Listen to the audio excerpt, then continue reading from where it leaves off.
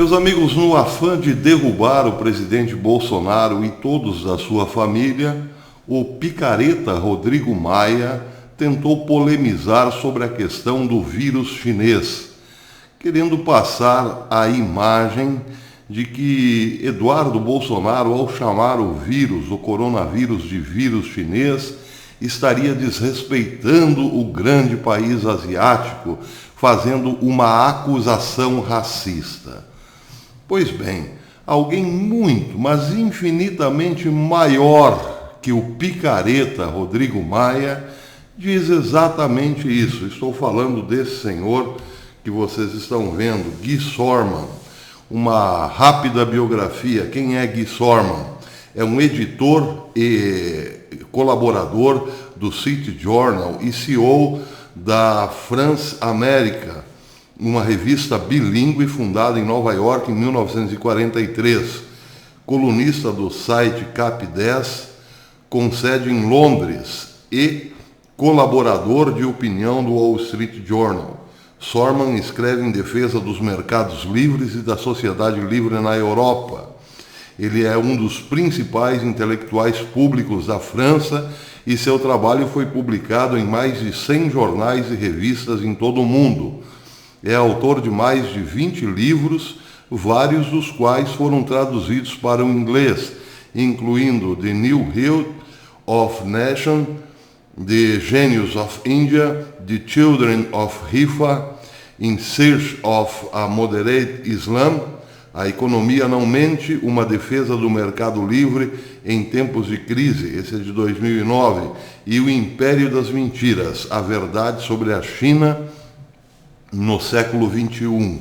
Em 1975, Sorman fundou a editora Edições Sorman em Paris. Em 1993 a 97, foi consultor econômico do ministro das Relações Exteriores da França e, posteriormente, do primeiro-ministro. Desde 2000, Sorman preside o Conselho Econômico Índia-França. Em 2008, ele foi nomeado consultor global do ex-presidente sul-coreano Lee Myung-bak. Sorman é o fundador e ex-presidente da Action Against Hunger, uma ONG líder. Entre 2000 e 2007, 2002 e 2007, atuou na Comissão Nacional Francesa de Direitos Humanos. Entre 95 e 2008, foi vice-prefeito eleito da cidade de Boulogne-Billancourt, perto de Paris, e agora é presidente do Conselho Econômico da cidade. Formado no Instituto de Estudos Políticos de Paris e na Escola Nacional de Administração, Sorman lecionou economia na Universidade de Paris, assim como na China, Rússia, Argentina e Estados Unidos. Ele recebeu a Legião de Honra da França, a Solar Cross do Brasil e a Ordem da Argentina de Maio. Pois bem, alguém infinitamente maior do que o picareta Nhonho Botafogo Maia, aquele que foi citado nas listas de beneficiados da Odebrecht. Bem, o que disse Guy Sorman a respeito do vírus chinês? Ele disse o seguinte, está aqui, como vocês estão vendo, uma matéria assinada por ele, intitulada Você Xi. A matéria diz o seguinte, eu vou ler um pedaço para vocês. Eu considero Xi Jinping culpado de iniciar a pandemia de coronavírus que começou na cidade chinesa de Wuhan e agora causou milhares de mortes em todo o mundo e uma recessão econômica que devastará a todos nós por anos. Minha acusação é bem fundamentada e bem documentada. No início de dezembro passado, um jovem médico de um hospital de Wuhan descobriu o primeiro caso de doença causada por um vírus até então desconhecido. Ele estabeleceu imediatamente o vínculo com uma epidemia anterior que havia começado no mesmo local e nas mesmas circunstâncias, em 2002-2003, a SARS, uma pneumonia viral.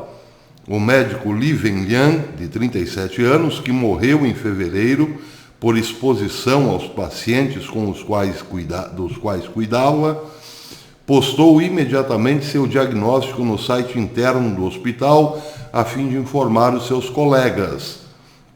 Ele foi chamado perante um conselho disciplinar do Partido Comunista local e forçado a se arrepender e confessar, publicamente e confessar por escrito que havia espalhado rumores prejudiciais à glória do partido.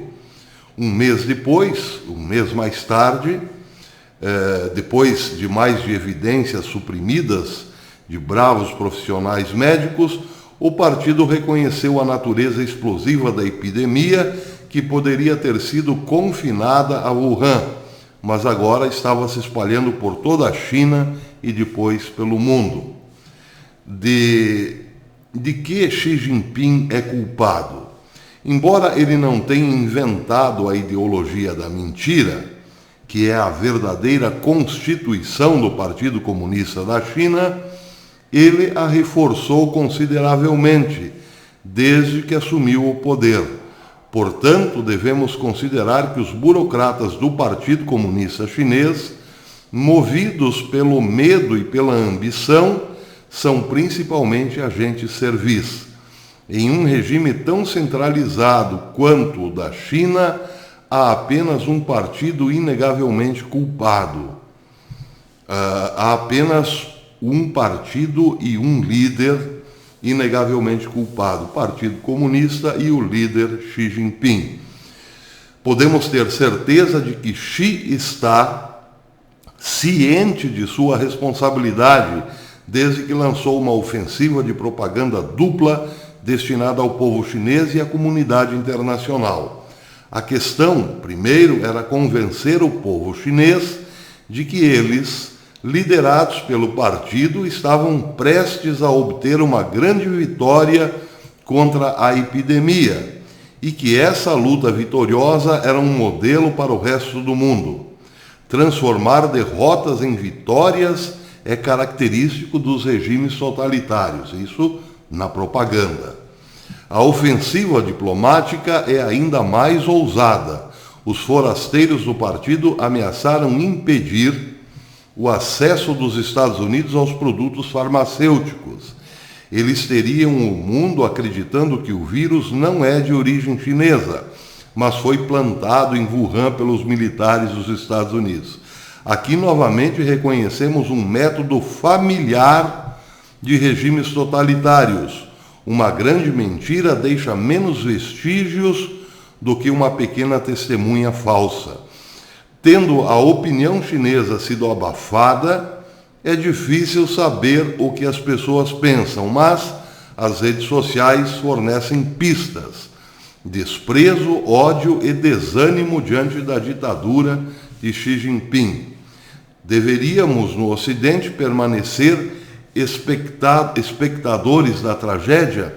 Não temos meios de levar Xi Jinping a nenhum tribunal internacional, mas muitos chineses, as primeiras vítimas dessa epidemia, nos agradeceriam se o fizéssemos. Não devemos reconsiderar completamente nossas relações com a ditadura de Pequim no nível de governos, igreja, mídia e turistas. A iminente recessão econômica ilustra como nossa dependência de fornecedores chinesas era um risco mal calculado. É hora de redirecionar nossas cadeias de suprimento e espalhá-las pelo mundo. Na atual crise, foi realmente assustador descobrir que a maioria dos medicamentos americanos é fabricado na China. A legislação, diz ele, foi introduzida em Washington para iniciar o processo de repatriamento da indústria farmacêutica americana. Para terminar, ele diz o seguinte: além de tais mudanças na estratégia econômica que exigem uma nova forma de globalização, é hora de denunciar a ameaça representada por Xi e pelo Partido Comunista.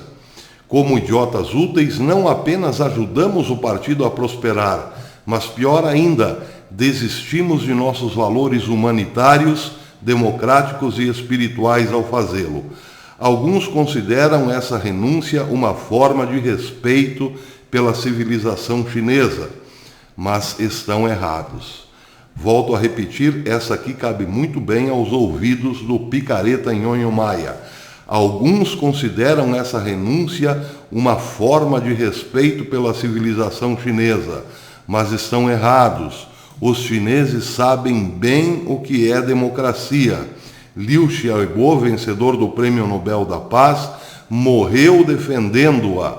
Os chineses conhecem Deus. Vários milhões são cristãos e muçulmanos, enquanto outros são sacerdotes leais a religiões antigas da China, ao budismo e ao taoísmo.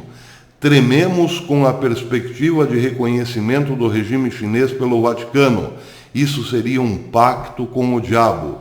Finalmente, ousemos dizê-lo e agir em conformidade. Chegou a hora de dizer a Xi Jinping: basta! Ao fazer isso, faremos o certo por nós mesmos e por centenas de milhões de chineses que aplaudirão. Esses centenas de milhões de chineses que aplaudirão são aqueles que lutam pela democracia, como lhe disse, são religiosos, são crentes, são cristãos, outros são budistas, mas não deixam de ter uma esperança num mundo livre do domínio do Partido Comunista e assim por diante. Milhões de chineses aplaudirão. Bem, essas palavras evidenciam o óbvio. A China criou, sim, uma nova máquina de guerra. A máquina de guerra do século XXI capaz de destruir a economia ocidental. Melhor dizendo, capaz de destruir Estados Unidos, Israel, Reino Unido e também o Brasil. Sim, a China entrou numa guerra que não pode ser combatida na mesa de negociações. Isso é um fato. Logo mais aparecerão outros vírus, ainda piores, mais letais do que esse que é uma meia bomba, vamos dizer assim. Um virinho meia boca. Logo virá mais. Mas atenção, a rede de distribuição destas novas armas, as armas apocalípticas da China, incluem também grupos terroristas que já estão se preparando para isso, para espalhar novos vírus que virão por aí lá no Oriente Médio.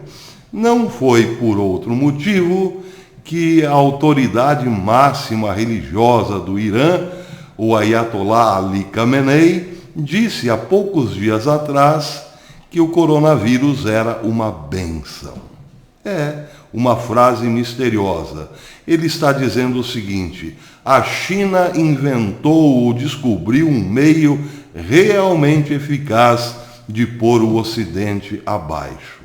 Mas vejam, não é só a China que preocupa nesse momento. Ela tem o laboratório, ou melhor, a indústria das novas armas, terá logo uma rede de distribuição pelo mundo, os grupos terroristas de sempre que querem morte a Israel e aos Estados Unidos, mas contam também com inimigos dentro dos países que devem ser destruídos, ou melhor, contam com aliados dentro de países que devem ser destruídos. No caso dos Estados Unidos, a grande mídia, CNN principalmente, CBS, por aí vai, e também políticos traidores, como aqui no Brasil, Rede Globo, seus puxadinhos e gente como o picareta Nhonho Maia. Eles têm sim uma grande máquina de guerra. A questão é saber como os Estados Unidos reagirão a isso.